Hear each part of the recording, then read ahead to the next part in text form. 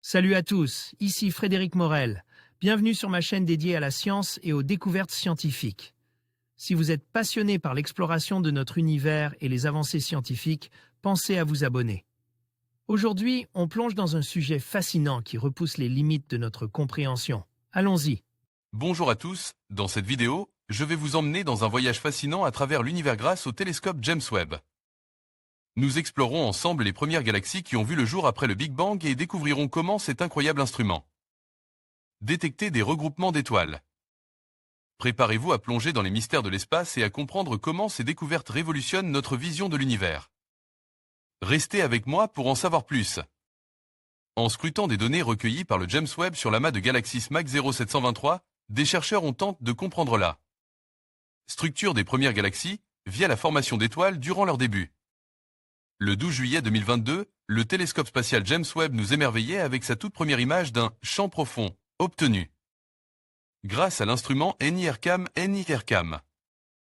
On peut y voir l'amas de galaxies SMAC J0723.3-7327, plus communément appelé SMAC 0723, situé à 5,12 milliards d'années-lumière de la Terre.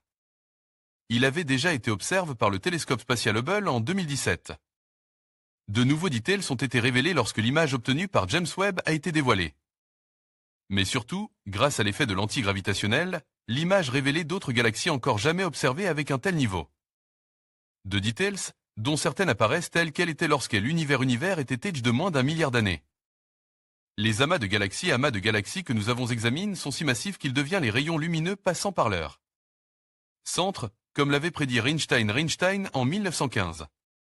Et cela produit à son tour une sorte d'effet de loupe. Les images des galaxies d'arrière-plan sont grossies, explique Adélaïde Claessens dans un communiqué, premier auteur d'une étude publiée dans Manra et Astronome à l'Université de Stockholm.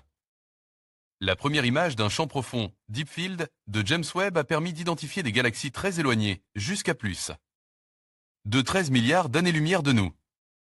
NASA, ESA, CSA, STECI des galaxies encore jamais observées. L'étude s'est penchée en details sur cet amas, ou plutôt sur les objets encore plus lointains que l'amas de galaxies lui-même, rendu visible grâce à l'effet de l'antigravitationnel. Prédit par la relativité générale, cet effet se produit lorsqu'un objet particulièrement massif dévie le chemin que la lumière effectue entre une source lumineuse et son observateur. C'est le cas pour SMAC 0723, qui en déviant la lumière de derrière lui permet de voir certains objets cachés. C'est ainsi que les chercheurs ont choisi 18 galaxies dévoilées par le JWST, situées à des décalages vers le rouge en train et 8,5. Décalage signifiant indirectement la distance à laquelle elle se trouve, donc l'époque.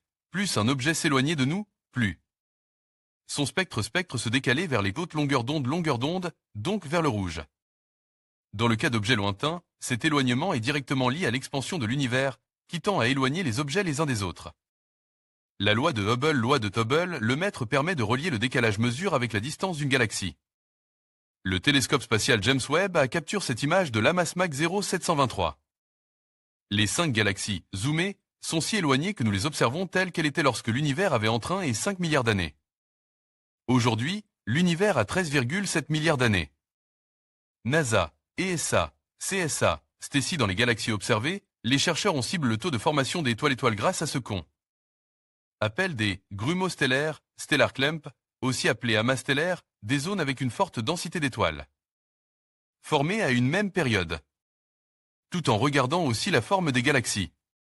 Car des études précédentes ont montré qu'elles prenaient des formes variées bien plus tôt que ce que l'on pensait, signifiant que des grumeaux stellaires se sont agglomérés entre suffisamment tôt pour former des galaxies. Aussi, ont-ils tenté de comprendre ce qui motive cette diversité étonnante. Ils ont notamment constaté que plus le redshift est élevé, donc plus l'on remonte le temps, plus la forme que prennent les galaxies n'est pas dominée par les fusions de grumeaux. Comment ont-elles alors pris leurs formes atypiques? Des liens étroits avec la formation d'étoiles au sein des galaxies. Dans leur étude, les chercheurs expliquent que la formation de grumeaux est étroitement liée aux conditions physiques dans lesquelles la formation d'étoiles a lieu dans les galaxies. L'équipe a ainsi regardé les amas stellaires contenus dans ces galaxies et en on retrouve même dans les galaxies les plus anciennes, datant de l'ère de la réionisation.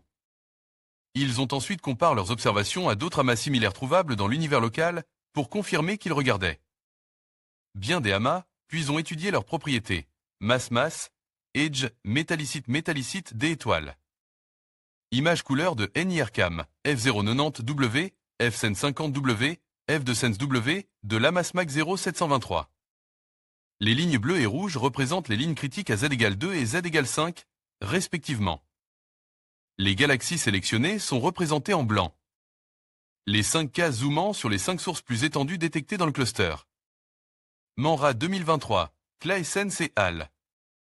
Enfin, l'équipe atteste des modèles avec différentes hypothèses sur la formation des étoiles au sein de ces clusters lunes.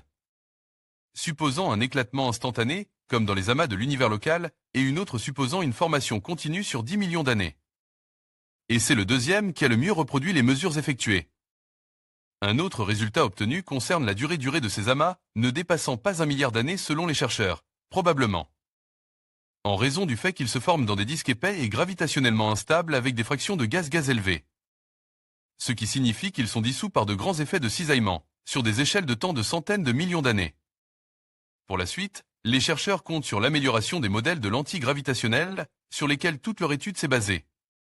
Mais les perspectives qu'offre James Webb restent enthousiasmantes pour les recherches sur l'histoire des premières galaxies.